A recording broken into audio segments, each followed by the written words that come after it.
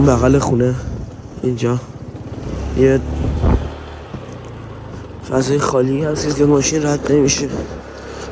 میرم اونجا یه شتاب از موتور براتون میگیرم، کیلومتر شمارش درست میکنم، احتمالا تا ویدیوی بعدی درست باشه.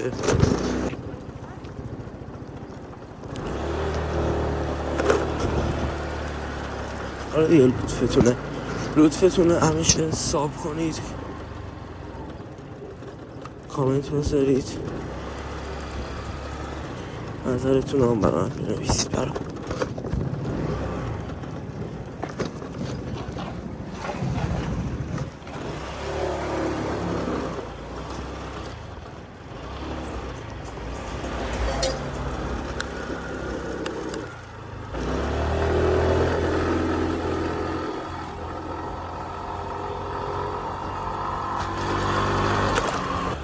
کلا این ویدیویی که موتور بگیرم خیلی تو ذهنم بود ولی موتور رو نداشتم. موتور رو که گرفتم خیلی زیاد شد این مدل، ولی ندیدم کسی مثلا تو سن و سال خودم بیاد که همین پی او وی ویدیو بگیره بذاره.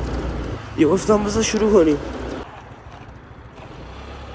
دستتون درد نکنه، ویدیو رو دیدید لایک و واتساپ یادتون نره. خداحافظ.